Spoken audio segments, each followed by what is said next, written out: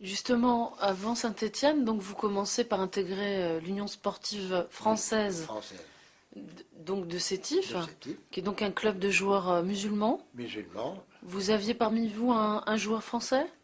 Oui, c'était la réglementation qui l'obligeait. Parce que c'était une équipe première de Sétif. Oui, oui, oui. Non, j'étais cadet quand je jouais junior. Ensuite, je suis devenu junior, je jouais en senior. Et puis, bon, j'ai bourlingué un petit peu pendant 4 années. Et puis, ensuite, en 54, je suis allé en France. Mais c'était une équipe aussi d'un football, de création, d'un football qui était le football de 82, quoi. À cet effet, justement, comment vous êtes repéré pour monter à Saint-Étienne? Comment ça se passe? Eh bien, se passe, et coïncidence extraordinaire, il y avait un Israélite qui était à Sétif, qui avait un petit journal, le petit Sétifien, il appelle ça, 2 feuilles, quoi. Et il avait un frère qui était vers Saint-Étienne, Roche-la-Molière, il était un peu recruteur, un peu de l'AS Saint-Étienne, etc. Il lui a écrit un mot, il disant, voilà, j'ai un jeune, et Sétif, il est formidable, etc., etc. Bon, le bonhomme est allé voir Saint-Étienne, et Saint-Étienne m'a envoyé un billet d'avion. Vous vous souvenez du nom de ce monsieur? Oui, justement, il y avait 3 frères.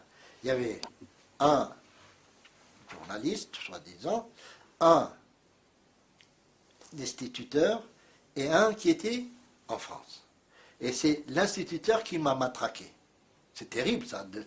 C'est cet instituteur qui me giflait, qui giflait tout le monde bien sûr, et qui m'a fait dégoûter l'école. C'était la même famille. Oui, c'était son frère, Et comme ça. le nom de famille, Sedboum. Sedboum. c'est la Donc, famille Sedboum, voilà. Ouais. qui a eu Donc, une conséquence sur vos études et sur votre et vie de sur le, footballeur. oui, finalement, bon, il m'envoie un billet, j'arrive à Lyon, puisqu'on arrivait à Lyon. Et puis M. Garner m'attendait à l'aéroport et on a pris le train. Et puis finalement, je suis allé directement au stade. Je me rappellerai toujours parce que c'était quand même une journée de soleil magnifique. Le stade, le 4 août 1954. Et au stade, je trouve un bonhomme qui, qui était l'entraîneur, Jean Snella, heureux, d'une gentillesse extraordinaire, toujours dans la continuité du français, sympa, sans problème, etc. Il m'a dit, écoute, allez, on y va sur le terrain, on m'a donné des équipements, tout ça. C'était un jeudi. C'est incroyable, ça reste dans bon, et on va à l'entraînement, on s'amuse, etc. Tu as tout de suite vu que j'avais des qualités, etc.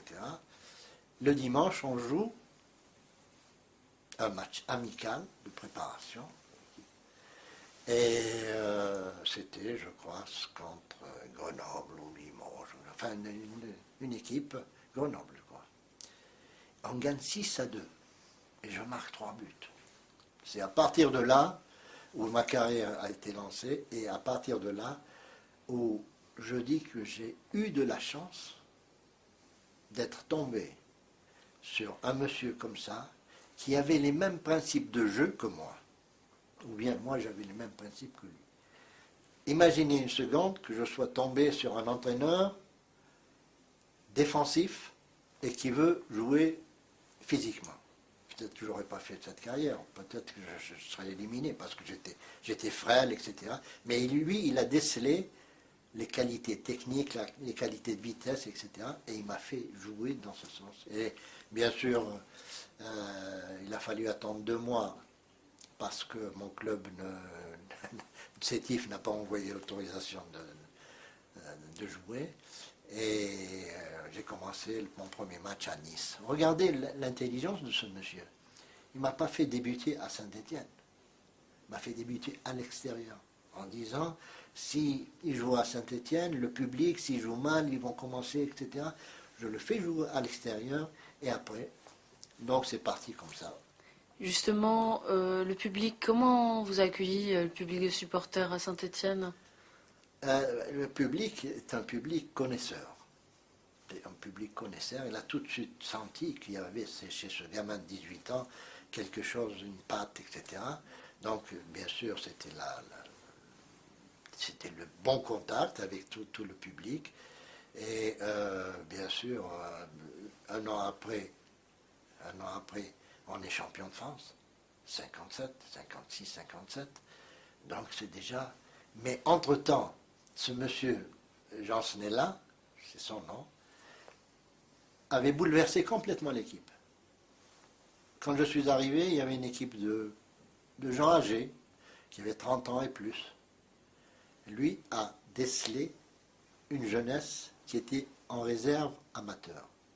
Il a intégré tous ces joueurs, Ferrier, Tilinski, Perroche, Coujon, tous ces garçons qui étaient de ma même catégorie. Il nous a mis dans le bain et un an après, on était champion de France. C'est-à-dire à la fin de la saison, on était champion de France, 56-57, et c'est là où l'école stéphanoise a démarré avec justement cette assise technique, ce fond de jeu, cette joie de jouer, parce que c'était la première chose qui nous inculquait. C'est un joueur de football qui n'a pas de joie de jouer, il vaut mieux qu'il aille à l'usine. Vous étiez donc heureux? Très heureux, d'autant plus que, bien sûr, un an après, il y a la sélection, équipe de France, équipe B, équipe champion du monde militaire, etc. Donc tout ça vient... En Argentine, En Argentine. en 1957. Voilà, oui.